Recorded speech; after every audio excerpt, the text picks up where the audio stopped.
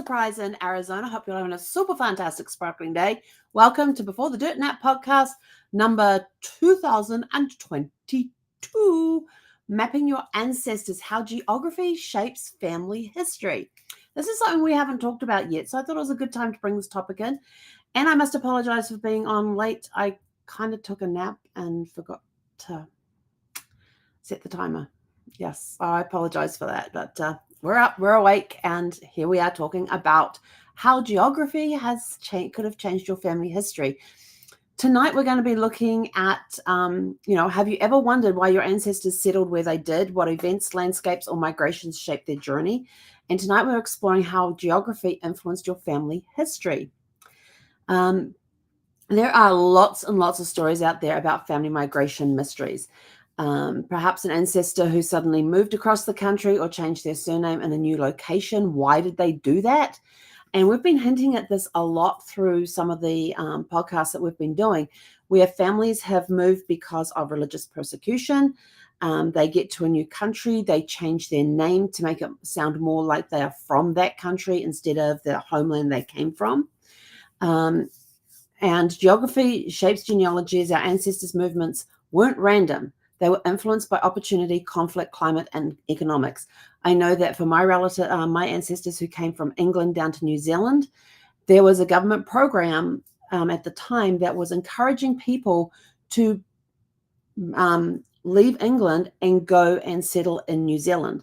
And the government would assist people with the fare to get down there. And on some of the shipping logs that my mum and I found, it showed how much the family paid to go on this excursion to a new country and how much the government subsidized it.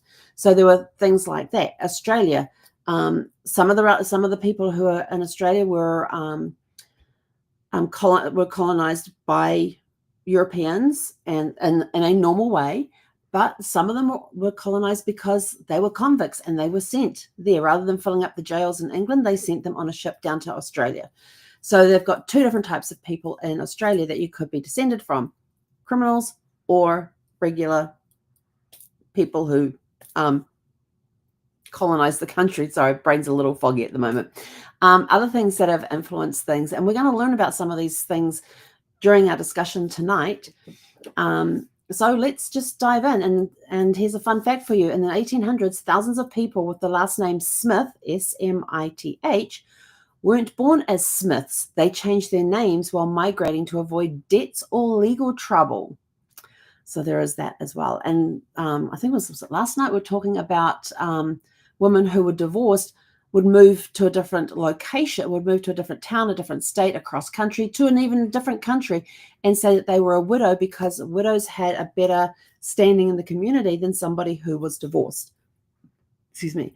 And so they got away from that there and just hoped like crazy that nobody would catch up with them. So why do maps matter in genealogy? Oh, it helps you visualize how your ancestors moved over time. There were some political boundary changes that affected citizenship and records. There were changes to county lines. So when you're looking at census maps, you had county and state boundaries which changed over time. So in one area, they could have been in this county over here, but in the next census, 10 years later, the county had a different, with the town they were in, still the same town, but it was now in a different county because the county line had moved. The plat and land, so these are the different types of maps. So you've got the census maps. It shows county and state boundaries. And when you look at the different census maps, it will show you where state and county boundaries may have changed over time. You've got plat and land records. These help you locate family farms and property ownership. You've got the railroad and migration route maps that show you show where and how ancestors traveled. You've got immigration and port maps that reveal entry points and migration hubs like Ellis Island, Angel Island, and many others.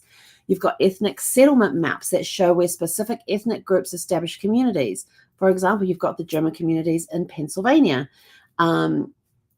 And some of them are still very German orientated to this day. Where do you find old maps so you can check these out? Now, some of the old maps are really cool to look at. I remember growing up, I had this atlas that was about this wide and about this big. It was an awesome atlas. I had to tell you, it was an awesome atlas. It was about this thick. And it would fit underneath my bookshelf. So it wasn't actually on the bookshelf because it was too big, but I didn't have I had an open area underneath the bookcase, and it magically fitted right there. And I used to love taking that. And this atlas was old. I don't know how old it was, but it was a little tattered. It had a cloth cover on it. It was a little tattered. The spine was starting to separate from the main book, but it had so much information in there, and it had old maps in there of what countries used to be called and what they were called. And this is back in I had that thing up until the 80s. I don't know what happened to that one. It was a really cool atlas. I loved going into this atlas. But not only did it have just the atlas in there with the maps and the countries and their names and everything else, it had the different flags that each country had that were listed in this book. And not only that, it also had about the different ages that Earth had gone through, like the Ice Age and the dinosaurs and all of that sort of stuff. And it had these maps that would explain different things. And it was just a really cool atlas. I can still picture this atlas to this day. I have no idea what happened to it. But I used to love looking through that thing. So I like looking at maps. I like getting the paper maps and working out where my route is on a paper map. I still have map books that I put in I'm sorting through everything now in preparation to move down to New Zealand. I've come across a map, Rand McNally's map book for Los Angeles, the one that has the spiral bound.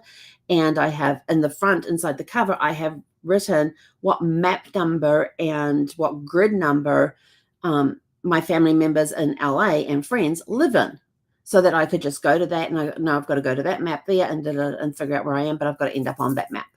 So I could find their places and things like that. And I have one for Washington, D.C. and the greater metro area as well, which happened to include the place that we lived in, Centerville, when we were living in Northern Virginia there. Those map books are out of date, but I'll tell you, it was so much fun looking through them. And then I was finding, I came across a box, and it was just full of maps. So these were the ones that we had gotten from AAA. There were different maps that we had bought from the bookstore because they contained certain areas. I have all the tour guides from countries that we visited, whether it was on a cruise ship or on a river cruise, or it's a place that we went and visited, and stayed in a hotel type of thing. I've got all the tour guides from those journeys, and I've got our notes written inside those tour guides, and those ones had maps in them. And one of the things I used to, when I was as a travel agent, I used to tell clients things to do was take the travel guide, but you didn't want to look like you were a tourist. You wanted to look like you were a traveler, but you still wanted to have any access to a map. So I said, so get a color copy of the map that's inside the book and write on where your hotel is, mark it on the map, take that photocopy page and put it in your journal. So whenever it looks like you're looking something up, that you are looking at your journal, and carry your journal with you everywhere so you can take notes along the way. And it was just a way to not look like a tourist pulling out a tour guide. And, put copies of places and stuff that you wanted to visit and where they were on the maps and things like that. So you created your own little tour guide that looked like a journal. But where you can find old maps, you can find the David Rumsey map collection is free historic maps, the Library of Congress map collections for the old US maps. You've got oldmapsonline.org, which have interactive search for historical maps. You've got Google Earth and MyHeritage map tools, which overlay old maps onto modern landscapes, which is really cool. If you want to see something cool, you got the Google Earth and the MyHeritage map tools. You can have the modern map there with all the streets and housing on there, and then you overlay the old map, and you can see how much has been developed since that old image, depending what year you put in there and where it is today. Now you probably had open farmland or homesteads and things like that, and now you're looking at places that have been developed, and they've got roads, and they've got houses, and they've got shopping centers. It is a really cool thing to go back and have a look at. You can use old property maps to locate family land, and you might even find an ancestor's house still standing. I don't have it handy. I think I might have put it in a box, in one of the genealogy boxes. But in amongst my mother-in-law's thing was this old map book of Indiana. And her family came from Wells County in Indiana. And, I can go in there and I can find exactly on that map where the homestead was, where her ancestors came from after they moved over from Germany and England. Interesting history, Germany and England. but I can find that on that map. And this thing was released in the 1960s, but the maps were from the 1800s when these families would have been living there. I tell you, maps are so cool to go and have a look at. They are awesome. I love them. And how natural, and now we're going to look at things like natural disasters, wars, and economic changes, and how it impacted migration. So natural disasters that changed family histories. You got things like the Dust Bowl from the 1930s in the US, where it forced thousands to migrate westward. There's hurricanes and floods where many families relocated after natural disasters. They didn't want to rebuild, so they left for more fertile lands where they could get more land, or they just didn't want to stay where they were. The hurricanes and the floods just basically said, we're not staying here if this is going to happen. Let's leave and go somewhere else. Then you've got like the Great Chicago Fire of 1871 that displaced thousands of families, altering the city demographics. There were businesses that were like, we ain't building we're not going to rebuild, not after this fire. And some local businesses were still like, we're staying. And they've become huge, huge businesses since then. Wars and political conflicts that caused migration. There was the American Revolution from 1775 to 1783, where many loyalists fled to Canada. You've got the Irish potato famine from 1845 to 1852 that led to massive migration to the US and Australia. You've got the world wars and refugee movements that displaced millions worldwide. People wanted to flee the country that was in war, that was having wars, or they were left without. At the end of the war, they were left without their homes or anything. They couldn't go back to the places that they came from because those places no longer existed. They had been wiped out during the war. So now they were sort of like, we need to get out of this country. So there was refugees that got displaced to other countries and things like that as well. So you had the influx after the world wars, after the different wars and everything else. Even today, when you've got wars going on, there are still refugees who get put into refugee camps because they no longer have a home. So they're put into these camps, and then some of them will stay and rebuild. Others we're out of here. You also have economic booms and depressions that influence movement. Gold rush in 1849 in California attracted thousands of prospectors, thousands. Some of them stayed there. Some went back, because they stayed there. They wanted to find that gold. They were honing in on that gold, and they wanted to stay there. Didn't matter if they'd left family back home, they were there. And sometimes when their claims didn't work, they stayed because they couldn't afford to go back home. And then some of them had a second family, and some of them ended up having a second family out there because they couldn't get back home to their original family who was living back wherever they had come from. There was the Industrial Revolution from the 1800s through the 1900s that pulled rural families into the cities. They decided that being farmers were no longer going to be what they needed to be, and this Industrial Revolution was going to wipe out farming and everything else. So they were getting ahead of the trend and moving into the cities and learning new trades and things to get that income coming in. You have the Homestead Act of 1862, where they gave free lands to settlers willing to move west. If your ancestors disappeared from records, check migration patterns. War, economic hardships, disasters that may have forced things that may have forced them to relocate. And that's when you've got to start looking at different census reports and doing searches on census reports. Maybe just search for this last name, and it might turn around and say, oh yes, but hang on, they were in New Jersey at that time. Well, let's start looking a little west. Can you find that family? If you found that family on the 1850 census and they're no longer on the 1860 census, they're not there anymore. Where did they go? Let's have a look. How old would the children be now 10 years later? Let's see if we can find that same family in a different location. And it does take a lot to go through some of those.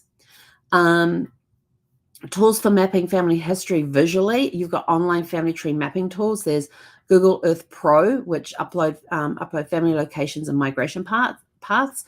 You've got MyHeritage Pedigree Map, which plots ancestors' locations on a global map.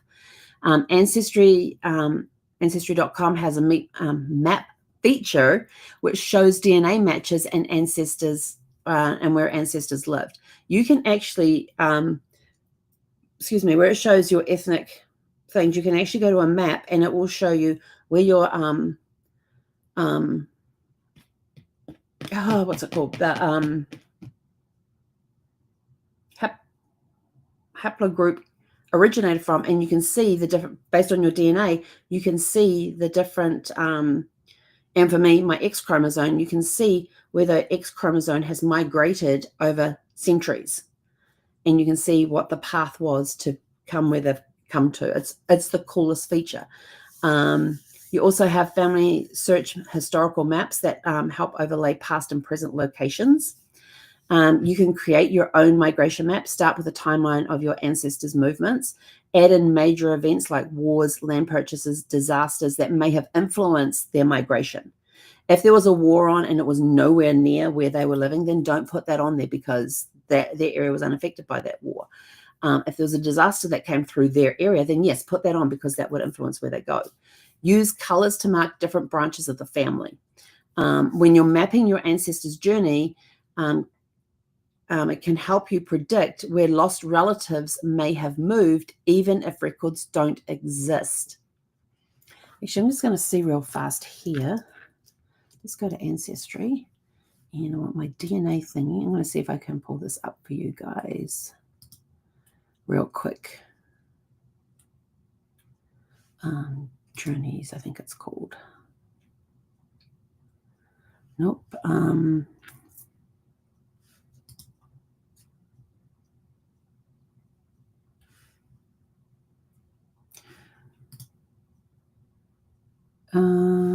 Ancestry, I think that's the one I want. There is one that's really cool. I'm just looking really quick to see if I can find it here.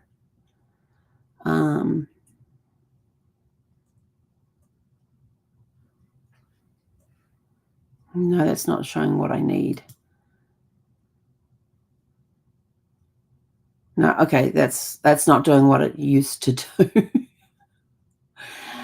Yeah, they've changed things on there. There was a map thingy on here. DNA.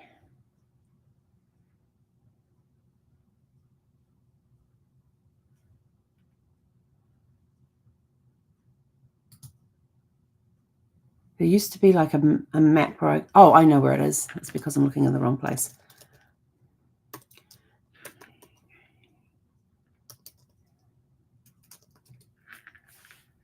Let's see. I think it's this one is the one that I wanted.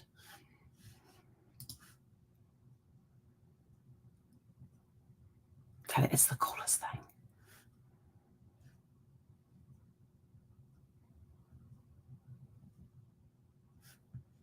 Oh, that's a shame. Let's see.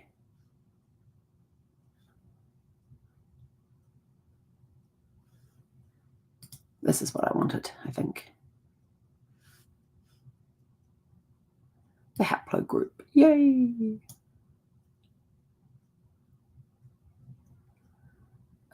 Is that what I...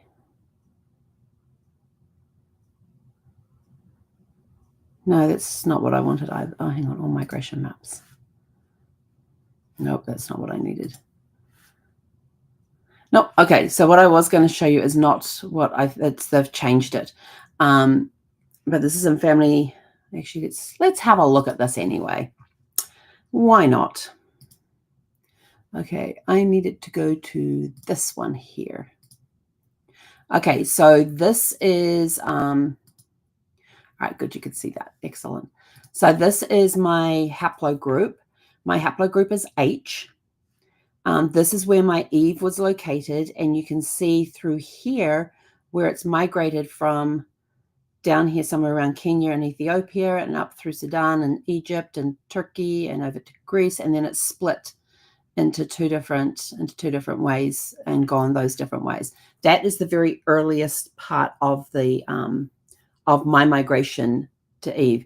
Eventually, I ended up with my DNA map coming from Sweden and Denmark, the UK being Scotland, England, Wales, Cornwall, Ireland, and then eventually migrating down to New Zealand.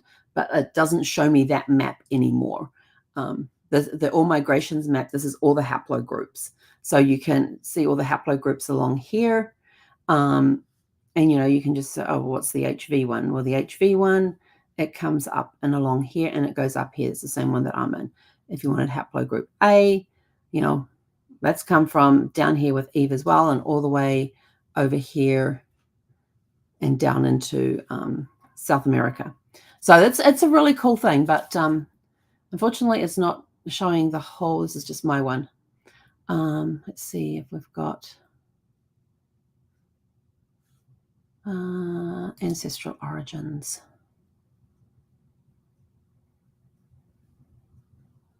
So this is matching my haplogroup and the percentage that are in different places, but it's not showing the map that I thought it showed. They change things on you. This is what happens when you don't go in frequently. So anyway, okay. So that's let's see, we'll talk about correct. Okay. Sorry, I'm just figuring out a thing. So our ancestors didn't just move on a whim. Geography, history, and opportunity shape their journeys, and understanding this can help unlock missing pieces in our family story. So try using an online map tool to plot where your ancestors lived, and do you see any patterns? And remember to put in those historical events that were taking place at the time that your ancestors were living in that area to see, was that what triggered them to move? And understanding our ancestors' journey help us connect to their struggles, their dreams, and their decisions. Whether they move for survival, opportunity, or adventure, every migration tells a story. So going back to my question for you, have you ever wondered why your ancestors settled where they did, and what events, landscapes, and migrations shaped their journey? And with that, we are out of here. So go out, have a super fantastic, sparkling evening. Coming up a week from today, we have Networking Riches. So if you want to come free as my guest, just scan this code and it will take you to the registration page and you can register for free as my guest. With that, we are out of here. Oh, and don't forget, it's in the description below to go check out our Your Family Tree YouTube page. I've got some more videos that are going up on there. There is, how many have I got on there? I've got 6 on there so far, and there's some more. 1 or 2 more that'll be going up tonight. I didn't get a chance to put them up. It was a very busy day today. So I didn't get a chance to put them up today, but there'll be another couple going up this evening. So with that, we are out of here. Go out, have a super fantastic, sparkling evening, and we'll catch you guys back here tomorrow evening. Oh no, hang on, that's the wrong day. We'll be back tomorrow evening.